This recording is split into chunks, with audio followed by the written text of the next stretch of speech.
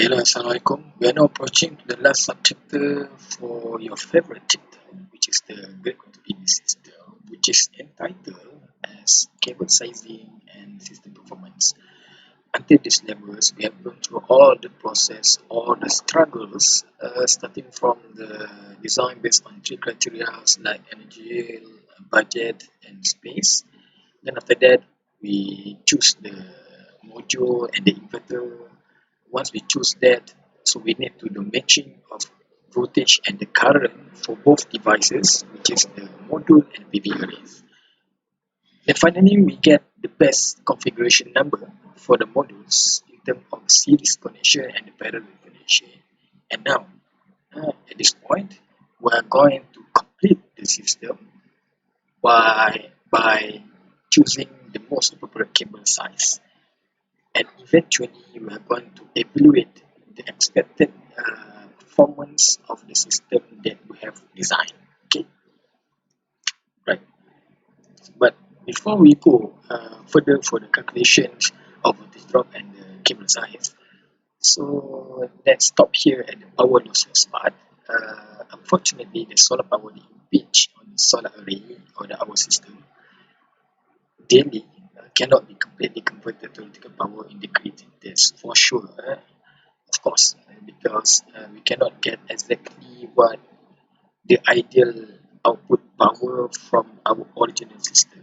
There must be an obstacle and degrading factors or degradation factors that degrades the output energy or power from our installed system. So following 10 items will totally affect to the entire system, which is the first one is very common, which is the efficiency. Uh, for example, the monocrystalline type silicon-based material of the solar module are much more efficient than the polycrystalline. However, within the same monocrystalline type, even in the same power rating, for example 100 watt, the efficiency also different to the manufacturers. Certain manufacturers can provide high efficiency, certain typical value. Okay, that's the difference of the efficiency between modules. When we say that that module is high efficient, means that we are downscaling the size of the module while upscaling the output energy or current or power from the module. Okay, that's what we call the high efficient solar module. The next item is the temperature itself. We have learned before, when the temperature is getting higher, uh, the voltage will significantly decrease, and eventually the power also will follow the same trend, which finally degrades the output power of the system.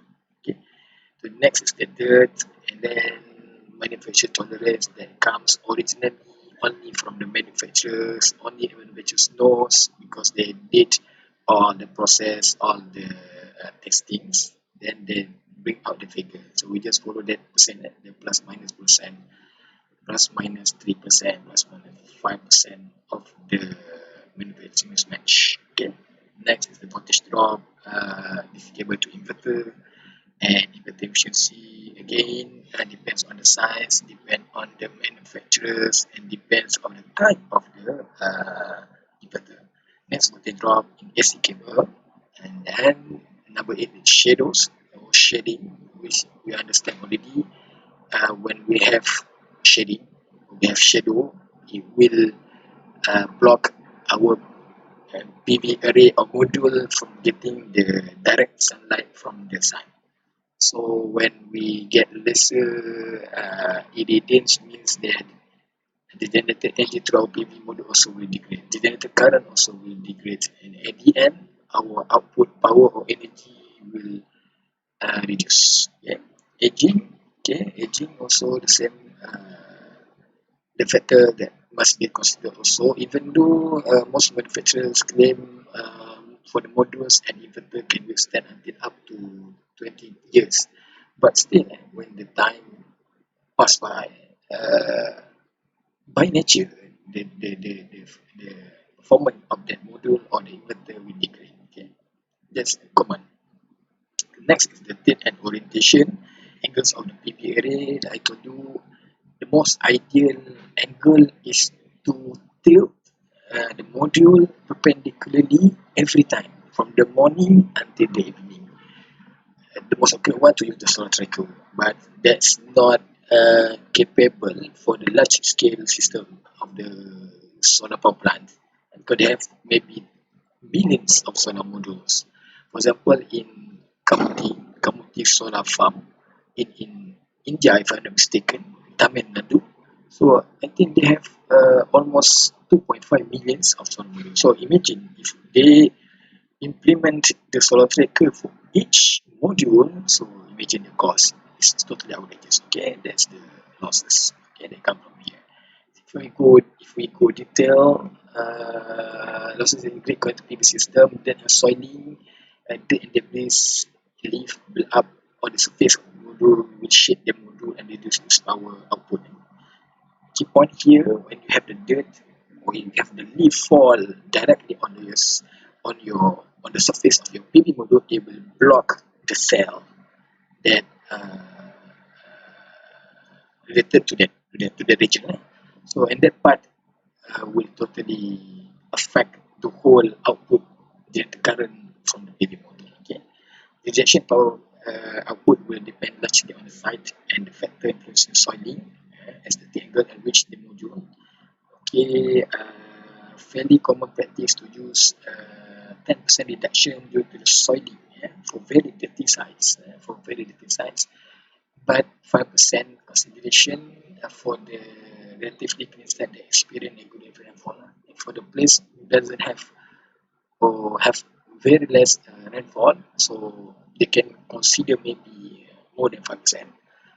For the desert place, I think they can go 10% and even more than that. Okay, so we are, even though we assume the net factor is 5%, that is the consideration by assuming that that site experiencing regular rainfall. Okay, that rainfall mean the water drop, the raindrop will naturally clean the surface of the module. Okay.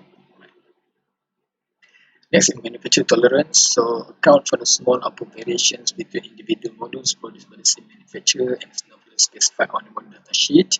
For example, we have learned already before, if the data shows minus 3%, mean the peak power of the module may be less 3% than given on the data sheet. Okay. Example here, if the rated power is 315 watt peak, so worst case, for the very very good condition with the 1,000 watt of square meter of irradiance and lesser temperature, so it can drop, fluctuate region from 305 from 55. That's the consideration of minus 3%. Okay,